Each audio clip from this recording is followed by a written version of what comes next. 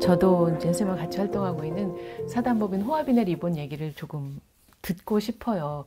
모르시는 분이 거의 대부분이실 테니 어떤 모임이고 어떤 일을 하는지를 이사장님이 설명해 주시죠. 제가 요즘 보는 책 중에 김남일 소설가가 쓴 어제 그것 오늘 여기, 좀 임팩트 없는 제목이긴 하네요, 그죠? 남의 책을 그렇게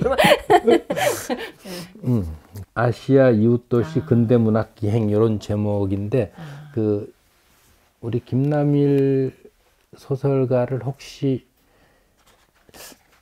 잘 기억을 못 하실 수도 있나?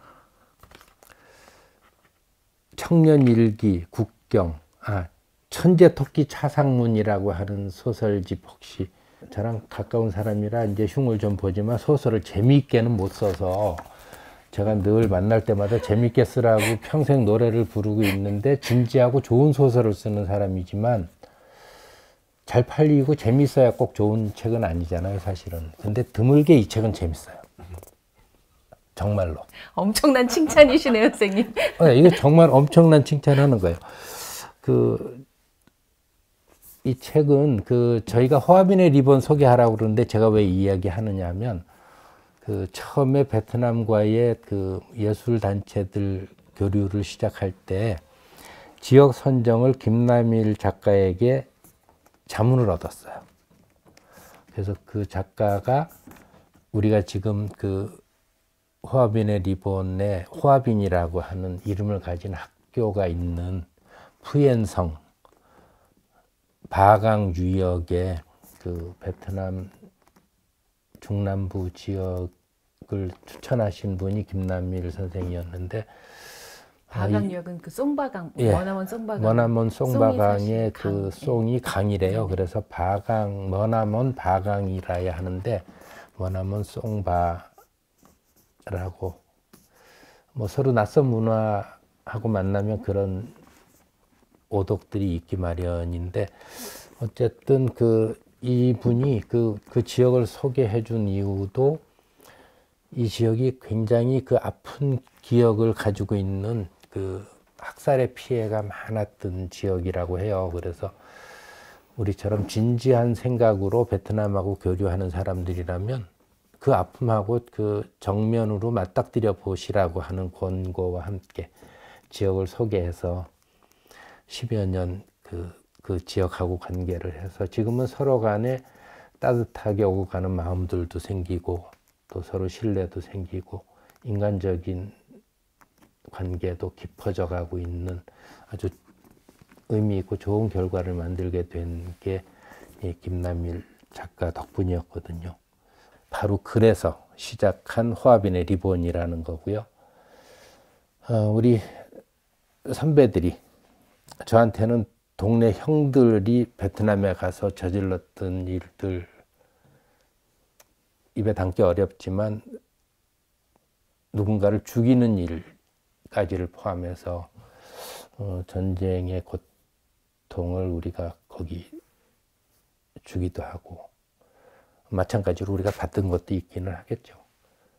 그래서 그 아픈 기억에 관한 이야기를 통해서도 관계가 가능할 거라고 생각하고 우리가 지금 일본에게 강제징용에 관한 문제라든지 식민 지배에 관한 것을 제대로 된 반성이나 사죄를 듣지 못해서 이렇게 가슴 아파하고 있는 것을 생각하면 우리가 베트남에서 저질러 왔던 역사적인 죄과에 관해서 우리가 좀 더 어른스러워지지 못할 필요는 없잖아요.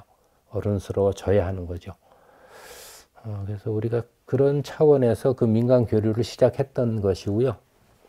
근데 그게 처음 시작은 충북 지역의 문화예술인으로부터 비롯한 것이었는데 문화예술인들이 지속적으로 재정을 만들어내기는 좀 어려워서 결국 지금은 우리가 그 지역의 특정한 학교를 위시해서 장학금을 준다거나 교육 공간들을 만들어 준다거나 교육 교보제를 제공한다거나 하는 그런 후원을 하는데 좀 더 많은 사람들의 힘이 필요하다고 생각해서 법인을 만들었고 그 법인의 이름이 호아빈의 리본이에요.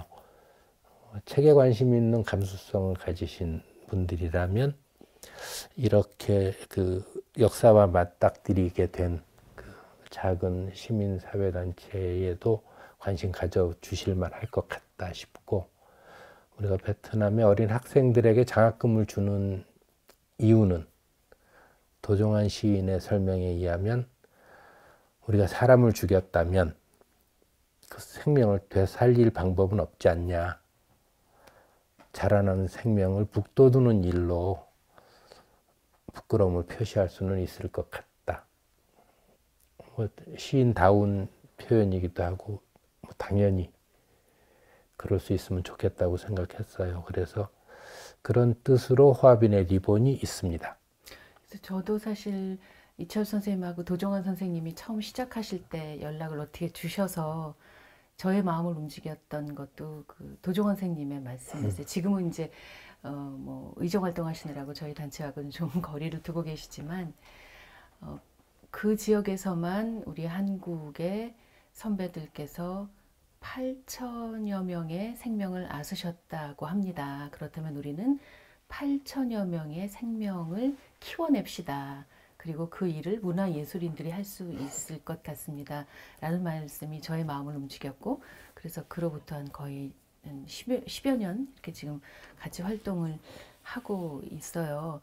근데 뭐랄까요? 이걸 설명하기가 너무 어려운 거예요. 그 제 주변에도 이렇게 저도 이제 좋은 분들한테 얘기를 하고 함께 우리가 한 달에 10,000원씩 여러분의 정성을 모아서 이제 장학금을 지원하고.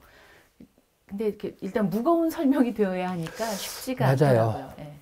이제는 서로 관계가 깊어지는 만큼 우리들의 모든 것을 서로 주고받고 할 수 있으면 좋겠다는 생각으로 요즘은 생각을 많이 바꾸기도 했어요. 그리고 우리는 폭력에 관한 부끄러움을 안고 시작은 했지만 그 뿌리는 평화에 있는 것이잖아요.